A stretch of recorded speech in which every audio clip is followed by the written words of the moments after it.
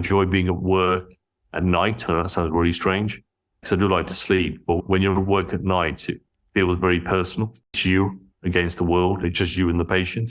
I really like that interaction. When I'm on call, I like to see patients. I like to go and see people, find out what's wrong with them. It's one of the great frustrations I have when I see junior doctors complaining about being on call. Because to me, that is what a doctor should love to do.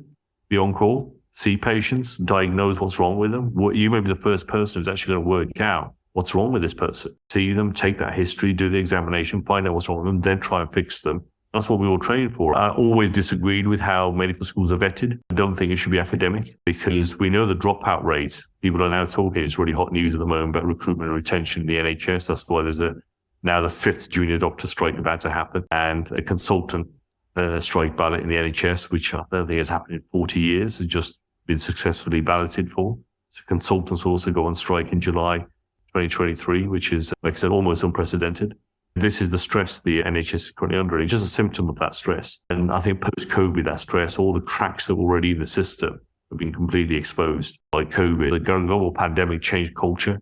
It changed expectation. It changed the pressures in the NHS, and people in the NHS realised how actually the job they do is quite special, but not just special, it's specialised. So what they do well. When you train in the NHS, you get fantastic training generally. You've got far more patients than you can ever deal with, which means you actually get a lot of general very good experience. Most of the trainers in the system are pretty good, and I've invested in training you because that's the culture. That's one of the great positives of NHS culture.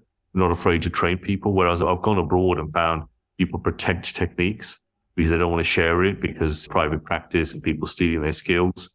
And it's actually very strange when I go there and people are reluctant to let you come into theatre to see what they're doing.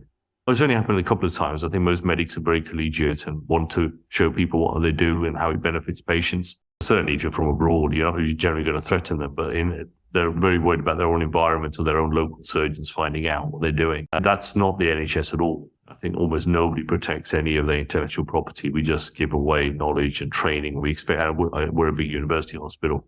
We have medical students. It's been an interesting journey. And I think still when I go to work, I enjoy being at work.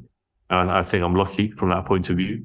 And I think the consultant strikes are driven by frustration, the fact that they seem to be penalised for when the NHS off. Most consultants, it's common knowledge, earn extra money by doing extra work overtime, an extra operating list or an extra clinic, because the NHS is always behind. There's waiting lists, right? So by definition, we're always behind. Otherwise, there'd be no waiting list. You'd walk in and get your operation on the same day or the next day.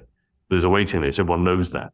So consultants are incentivized often to, well, can you do a bit extra work? And then most people probably aren't aware, but in the last few years, the government changed certain laws, which meant that if you do that overtime, your tax burden suddenly accelerates because of a pension trap that they've created for doctors. It wasn't for doctors. They were trying to close a loophole, didn't analyze the unintended consequences of that, potentially. Or maybe they did and were really crafty and just thought we'll get all these middle-class people to pay billions of more tax by the time they've complained about it.